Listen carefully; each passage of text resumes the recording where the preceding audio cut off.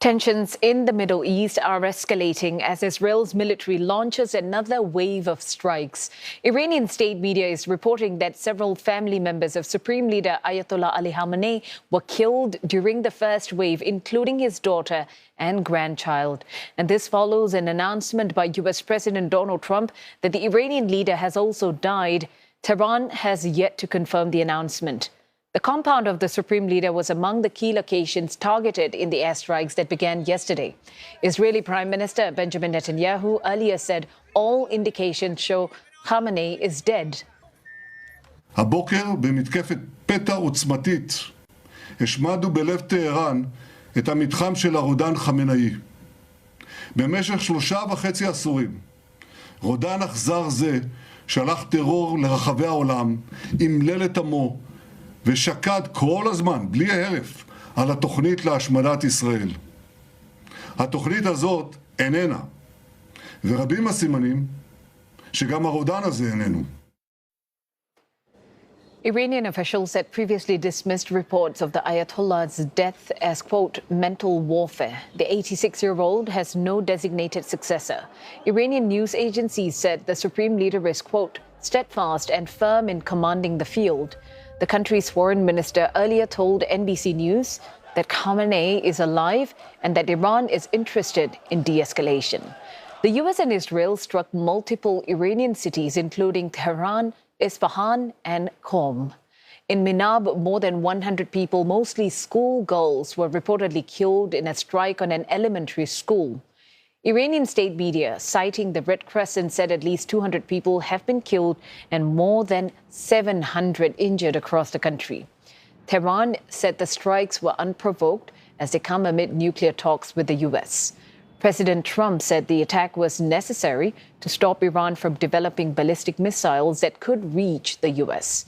Iran has retaliated, striking Israel and U.S. military bases in Qatar, the UAE, Kuwait, Bahrain, Jordan, Saudi Arabia, and Iraq. Oh my God, oh my God, oh my God, oh my God. Okay. All right. Well, this was the moment an Iranian projectile struck near a U.S. base in Bahrain. Authorities said a service center of the U.S. Fifth Fleet was hit. Several residential towers in capital Manama were hit too. A luxury hotel was hit in Dubai's Palm Jumeirah Island, injuring at least 4 people. Dubai International Airport, the world's busiest, also coming under attack.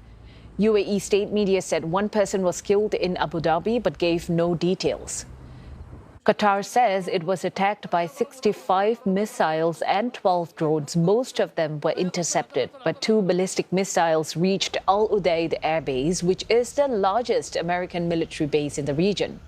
Authorities added 8 people were injured by falling shrapnel. Iranian missiles also struck Tel Aviv, killing at least 1 person and forcing thousands to take shelter.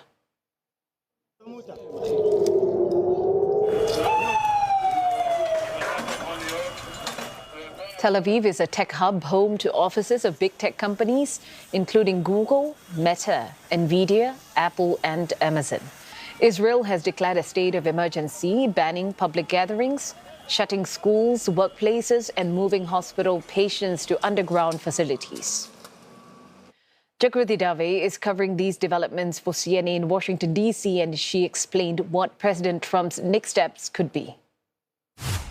President Donald Trump has said that this moment is the greatest chance for the Iranian people to take back their country, echoing what he said in that 8-minute video, calling on the people of Iran to essentially uprise and overthrow their government. Now, experts are saying that, look, trying to effect regime change through a bombing campaign is precarious, and questions are about whether this action involves prolonged U.S. presence on the ground, something that President Trump's supporters, like J.D. Vance, the vice president, has said is not going to happen, bearing in mind that the president had vowed no extended U.S. military interventions abroad, something that he has sort of flouted with Venezuela and now with Iran. But Donald Trump was asked in an NBC News interview about a possible successor to Khamenei, and he said, "I don't know, but at some point they'll be calling me to ask who I'd like. I'm only being a little sarcastic when I say that." Iran's foreign minister has called regime change mission impossible. And some experts are also saying that regime change in Iran is not as straightforward as getting rid of the top figureheads in the country. The network in Iran is disseminated and widespread, and there are people in place to take over from the current administration and the current leaders. So it's not as simple, again, with the comparison with Venezuela, it's not as simple as to say take out the top leadership. So what happens next is a very good question. It all depends on how long, in many ways, this operation takes place, whether it will go on long, as Donald Trump has suggested, or whether it could be cut short in 2 or 3 days, whether negotiations for peace and for a cessation to the strikes is happening backstage or not. AP correspondent John Gambrell is tracking developments from Dubai for CNA, and he explained the risks of a wider conflict in the Middle East. It's really a dangerous moment. Before these tensions really kicked off, what we had heard from the Iranians was that they considered legitimate targets as American military installations, American forces, American interests, as well as other areas. And for the Americans, they've had a decades-long footprint in the Middle East, dating all the way back to the 1980s, when the Carter administration declared that it was going to see the continuation of oil coming out of this region as part of America's national security. Subsequent administrations have always had more military presence. We saw the war in Afghanistan, the invasion of Iraq, and the decade-long war that followed after that, as well as and if you just heard that right now, that's another air defense going off. I can't see where that is, but that loud thud is air defenses going off right now as I'm speaking to you here in Dubai, just showing just how chaotic and dangerous this situation remains here on the ground. Israel and Iran traded accusations at the UN Security Council's emergency meeting. Tehran's UN envoy said the attacks were unprovoked and targeted civilians, and maintained that their own strikes were in self-defense. Israel said its actions were aimed at the Iranian leadership and not its people. UN Chief Antonio Guterres has condemned the use of force by the US and Israel against Iran, as well as Tehran's subsequent retaliation across the region. He called for an immediate end to hostilities. European Union Chief Ursula von der Leyen also condemned Iran's attacks on the UAE as, quote, unjustifiable. The bloc says it's exploring diplomatic paths with Arab nations, and she called on all parties to respect international law and exercise maximum restraint to protect civilians.